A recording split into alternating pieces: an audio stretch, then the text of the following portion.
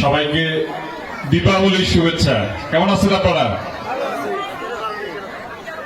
অষ্টকালীন লীলা কীর্তন আজকে এই হাওড়া শিমুলবাড়ি সরকারি প্রাথমিক বিদ্যালয়ের সম্মানিত সভাপতি, এখানে উপস্থিত আমার সাথে যারা সপ্রসঙ্গী হয়ে এসেছেন, বাংলাদেশ জাতীয়তাবাদী দল বিএনপি জেলা, উপজেলা এবং ইউনিয়ন পর্যায়ে বিভিন্ন স্তরের নেতৃবৃন্দ, আমার সামনে উপস্থিত সনাতনী মা ও বোনেরা, সবাইকে শ্রেণীভেদে আমার সালাম, আসসালামু আলাইকুম।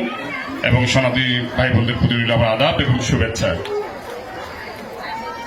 আসলে আমি কালী পুজোতে আমার আশা আসলে খুব কম হয় আসলে, কিন্তু অনেকদিন পরে আসলাম এবং আপনাদের এই অঞ্চলে, প্রত্যন্ত অঞ্চলে যে এত বড় একটি অনুষ্ঠান আর যে লীলা কীর্তনে আজকে, এটা আসলে আমার অজানা ছিল। আমার খুব ভালো লাগলো যে আপনারা ধর্মীয় কমিটি কাজে এতজন সমবেত হয়েছেন। তো এখানে আসার উদ্দেশ্য যতই আসলে লীলা কীর্তনের জন্য হয়ে থাকুক না কেন, আসলে আপনাদের সভাপতি সাহেব কিছু বক্তব্য দিয়েছেন একটু আগে, হয়তো অনেক আশা করে এখানে আমার সাথে আমাকে পেয়ে হয়তো বলেছেন। আমার যেটা মনে হচ্ছে যে আপনারা বোধহয় কোনো নির্বাচিত প্রতিনিধিকে খুব কাছাকাছি পান নাই। তো আপনাদেরকে যে দাবিটা আপনারা করেন নাই, আমি সেটা আপনাদেরকে আসলে দিয়ে দিতে যাচ্ছি যে আপনাদেরকে কিছু দিতে পারি আর না পারি, আমার আব্বা যদি নির্বাচিত হয় তাহলে আমার আব্বা বা আমাকে আপনারা সবসময় কাছে পাবেন, এটা 1 নম্বর কথা দিলাম। আপনাদের সুখে দুঃখে বিপদে আপদে একজন নির্বাচিত প্রতিনিধিকে আপনারা পাবেন এবং আপনাদের জন্য আমাদের বাড়ির দরজা, ঘরের দরজা 24 ঘন্টা খোলা থাকবে এই এলাকার প্রত্যন্ত অঞ্চলের মানুষের জন্য।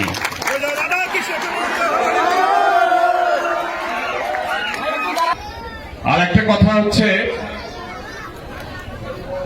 যে আমাদের সভাপতি সাহেব প্রথমেই যে আবেদনটি করেছেন, আসলে এটা দুঃখজনক।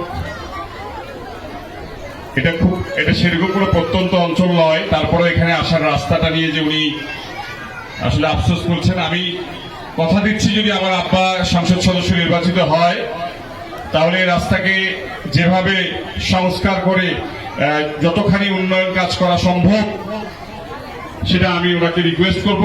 এবং আপনারা যারা আছেন তারা দাবি নিয়ে গেলে আমি যাতে খুব দ্রুত এই রাস্তার কাজটি করা হয় সে ব্যাপারে আমি আপনাদের পক্ষে কথা বলবো ইনশাল্লাহ।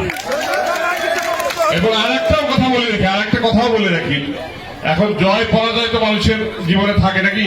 উনি যে নির্বাচিত হবে কোনো কথা আছে?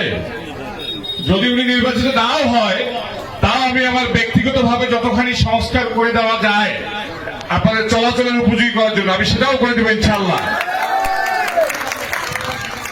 আর যেহেতু দ্বিতীয় দাবিটা আপনার যেটা আছে, যেহেতু আপনাকে বললাম যে আমাদেরকে আপনাদের নির্বাচিত প্রতিনিধিকে আপনারা সুখে দুঃখে বিপদে আপদে সবসময় পাবেন, আপনাদেরকে আইনগত কোনো সমস্যায় পড়তে হবে না, এখানে নিরাপত্তাহীনতায় ভুগতে হবে না, আপনাদের সার্বক্ষণিক দায় দায়িত্ব আমরা নিজের কাছে তুলে নিলাম।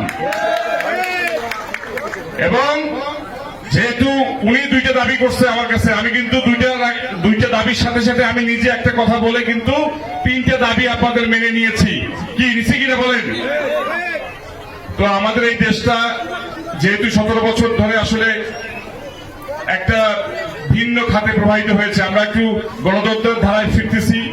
আগামী 2026 সালের ফেব্রুয়ারি মাসে একটা নির্বাচন আসতেছে, আপনারা জানেন না? জানেন কি? এবং আমাদের এই জলঢাকার এবং সারা বাংলাদেশের ভোটারের কিন্তু প্রায় 50% আমাদের মা বোনেরা। জলঢাকায় আমার কাছে যে তালিকা হাতে আছে 1,47,000 পুরুষ ভোটার এবং 1,44,000 মহিলা ভোটার, 3,000 কম বেশি। তো আমাদের দেশ করতে, দেশের উন্নয়নে আগামী জলঢাকা করতে কিন্তু আমার মা বোনদের একটা বিশাল ভূমিকা আছে না? তো আপনাদেরকে অনেকে অনেক রকম কথা বলবে, আমি বিভিন্ন জায়গায় শুনতেছি সনাতনীদেরকে। আপনারা নির্দ্বিধায় নিশ্চিন্তে চোখ বন্ধ করে আপনারা ভোট সেন্টারে যাবেন এবং আপনারা আপনাদের পছন্দের প্রার্থীকে ভোট দিবেন। এমন না যে আমার আব্বাকেই দিতে হবে বা ধানের শীষকে দিতে হবে। আপনারা ভোট সেন্টারে যাবেন, আমাদের গণতন্ত্রের জন্য এটা একটা দরকার। আমাদের দলীয় ভারপ্রাপ্ত চেয়ারপারসন তারেক রহমান কিন্তু এই বার্তা সবাইকে দিচ্ছেন যে আপনারা সনাতনীদের পাশে দাঁড়ান, তাদেরকে ভোট সেন্টারে নিয়ে আসেন। এটা কোনো জরুরি না ধানের শীষেই ভোট দিতে হবে। তবে আল্লাহ চৌধুরী সাহেব যদি যোগ্য হয়, সৎ হয় এবং আপনাদের উন্নয়নের পাশে থাকতে পারে, নিশ্চয়ই আমি তার পক্ষ থেকে আপনাদের কাছে ধানের শীষে ভোটটা চাইতেই পারি। কি বলেন? আমার মা বোনেরা কারা কারা ভোট সেন্টার যাবে এটা হাত তুলে দেখাবেন আমাকে? হ্যাঁ, দেখাবেন? আমি তো আপনাদের 2টা দাবি মেনে নিয়েছি।